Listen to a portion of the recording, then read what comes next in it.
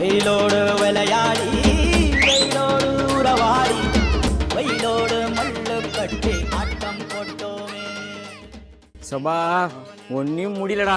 இன்னும் மே மாசமே வரல, வெயில் இந்த கொளுத்துதே. நான் ஒரு ஐடியா சொல்றேடா.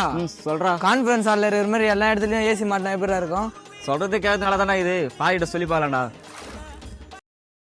நாட்டுல என்னதான் நடக்குதுன்னு தெரியாம ஏசி வாங்கறத பத்தி பேசிக்கிறானு பேரு. என்னடா அவனை தப்பாட பேசுறான், நல்லா தானே பேசுறானுங்க. நம்ம காலேஜ் ஏசி பண்ண நம்மளுக்கு தானே நல்லது. நீ நியூஸ் பாக்குறதே கிடையாதா? இந்த பேரு எப்படி எல்லாம் வெடிச்சு கிடக்குது பாரு ஏசி. என்னடா எப்படி எரியுது? அதான் எனக்கும் தெரியல. இந்த போறான் பாரு யோகேஷ், அவனதான் ஏசியை பத்தி எல்லாம் தெரியும். கூப்பிடா சீரம் கூப்பிடா. டேய் இங்க வாடா. என்னடா விஷயம், என்ன கூப்பிடுறீங்க?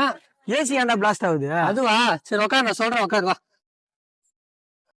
இப்ப ஏசி எதுக்கு பிளாஸ்ட் ஆகுதுன்னு பாத்தீங்கன்னா, ஒரு 4 காரணத்துல தான் ஏசி வந்து பிளாஸ்ட் ஆகுது. அது என்னென்ன காரணம் பார்த்தா, அதுல ஃபர்ஸ்ட் ரீசன் வந்து ரெஃப்ரிஜரண்ட் கேஸ் வந்து லீக்கேஜ் ஆகுது. இப்ப வர ஏசி எல்லாமே ஹை பிரஷர் ரெஃப்ரிஜரண்ட்ல எரியக்கூடிய ஏசியா தான் வருது. சரியா?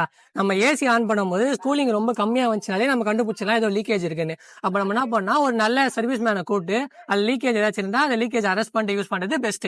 ஓகே, செகண்டா எந்த ரீசனால ஏசி பிளாஸ்ட் ஆகுதுன்னா, நம்ம யூஸ் பண்ற எலக்ட்ரிக்கல் எக்யூப்மெண்ட்ஸ், எம்சிபி, ஸ்விட்ச், பிளக் போன்ற நம்ம இப்போ யூஸ் பண்ற எல்லா எக்யூப்மெண்ட்ஸுமே நல்ல ஒரு பிராண்டட்ல வாங்கி போறதுனால ஹை வோல்டேஜ் கரண்ட் வந்தாலும் அது எல்லாமே தாங்கிடும். அதனால நம்ம ஏசி வந்து எந்த அளவுமே பிளாஸ்ட் ஆகாது. ஓகே, தேர்ட் ரீசன் என்னன்னு பார்த்தோன்னா, நம்ம ஏசி அவுட்டோர்ல சன்லைட்ல படுற மாதிரி வைக்கிறது மூலமா நம்ம ஏசி ரன்னிங் டைமும் லோடும் அதிகமாகும். இதனால கூட நம்ம ஏசி வந்து பிளாஸ்ட் ஆகிறதுக்கான நிறைய வாய்ப்பு இருக்கு. அதுவும் இல்லாம நம்ம ஏசியில செட் பண்ற டெம்பரேச்சர் எப்பவுமே ஒரு 20 above இருக்கிற மாதிரி பண்றது ரொம்ப சேஃப். ஓகேங்களா?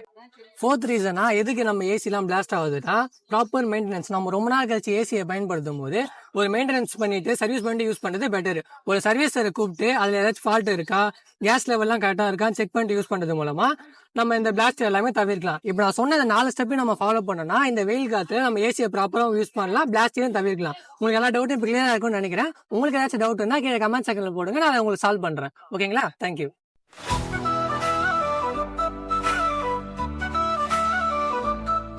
Don't